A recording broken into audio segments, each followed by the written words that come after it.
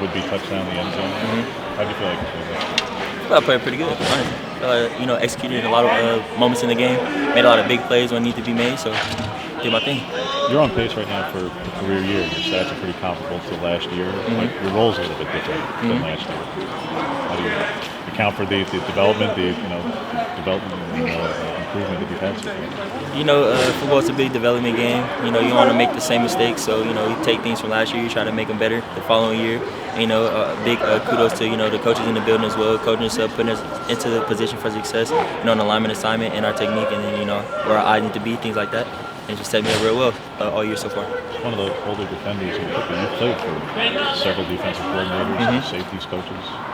What's different about this defense and your role in it, and working with Coach Ballard compared to 2-3 different safeties coaches, 2-3 different coordinators? I think more so now I'm older, so I understand, more so, they're honing on, where your eyes need to be and things like that. And then it's like I understand why my eyes need to be at different situations on certain particular plays. And so I really feel like you just go back to that development over time. So it's like I'm not saying the last coaches were bad or anything like that. I just grew as a player, got more mature. So it's like now I'm really understanding what the coach is meaning. The eyes on your leverage, eyes on your work, things like that. Knowing where different people are in the defense, so you can play to your leverage and things like that. So Colorado's had a lot of changes at quarterback. How difficult does that make film prep for you, kind of knowing what you're going to see on Saturday? You just got to account for them both.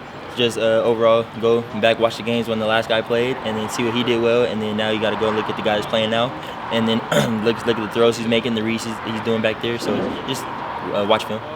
Outside of some really select circumstances, you guys really have not had the top blown off at all. Even on long balls, like last week, the one against guys, I think it's a long pass, but the top didn't get blown off. All right, but the twos were in there. Yes, there was one that fell down. How much pride do you take as a safety where, you guys are keeping the top on the coverage? Pretty much across the board this year. Playing safety, man. They say keep roof on the house, and that's what we've been trying to do week by week. And it goes to practice. Our offense gives us a lot of good looks, and then our scouting gives us a lot of good looks. So it goes back to the game prep and things like that. So we'd like to say keep roof on the house. Understand that we got to be the deepest of the deepest. So is Colorado a team you expect to challenge you though? It sounds like that's a team that's may throw it downfield a little more. No, for sure. They definitely take more shots than we've seen in the past. They take a lot of shots. So really got to diagnose their plays, diagnose their offense, see when they like to get to the shot plays, who the guys that like to throw too deep, and things like that. Tyson is the guy. I think I don't know his number off the top of my head. But yep, number 4. Yeah. He's the one who has at least the most explosive so far. Is that the guy you kind of have to keep an eye on? Yeah, no, I think he's a very talented young guy. And he definitely could give us issues if you don't take care of that for sure. How has this team just managed a 7-game win streak and not getting too cocky, not looking too far ahead of what could happen if you guys keep winning? So we talk a lot about stacking days. So we're just trying to stack good days on top of good days. So it goes to stacking good games on top of good games, and just keep. You got to stay humble and hungry, and that, at the end that's pretty much what it comes down to. Just trying to refocus and recenter every week, and just breaking down the teams that we're playing against, and just going back to okay, what did we do wrong? All right, let's do that better. Because even in the games that we do win, we do want to make corrections. So things like that. What were the corrections you felt like from the Cal game that you want to fix up? Me personally, just some of the leverage in the run fits personally. That was pretty much that's my main thing. I think you guys have had in 8 games 12 different guys lead you in tackles, counting guys. What does that say? And only one guy's done it twice. What does that say about you guys as a unit? And we take pride in tackling. That's what I would say. We definitely take pride in tackling. This is football. It's a physical game, and you got to come tackle. So if you want to tackle, you should play a different sport. And all our guys are hungry to make plays. So we're trying to lead the team in tackles. In the safety, we're making competitions at practice like, hey, who can get the most studs? So we're taking pride in it for sure. What's the area you feel like this defensive back group has improved the most at over the course of the season? I would say communication across the board, from safety to the corners to the nickel backs, talking to the linebackers. I think communication is getting everybody lined up, and you recognize the formation and communicating everything just across the back end, I feel like. Did you get a chance to watch the Dolphins at all this past weekend? And I got to see a couple little highlights, man. I was trying to get to it, but we were up here majority of the day. But yeah, no, I was happy my guys are out there on the field at the same time. It's truly a blessing, honestly. I've already kind of seen this with Chase, but for you, what's your sense of how excited Christian is to go against his former team? Honestly, I would say I don't think we put too much effort into that because I think a lot of the guys he played with, I don't know if they transferred or what. But I mean, sure, still some of the guys are still there, but we haven't really put too much effort and time into that. You've seen Brian go from receiver to DB, back and forth, and this year he's really found his spot on the defensive side. Just what can you say about his development this season and just what he means for your position group?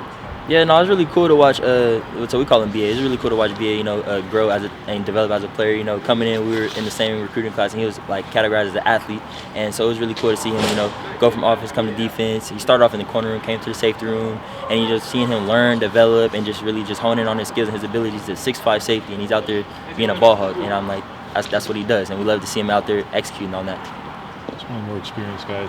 It's just not just the experience of last year and seeing in November when games matter and those things, but one of the few guys who actually on the defense was around 19. And so, obviously what can happen there. Because, yes, when playoff rankings come out tonight, this is going to be a weekly thing about, the importance of staying in the moment and having experienced that twice in your time here. What is the value of that to you as a player?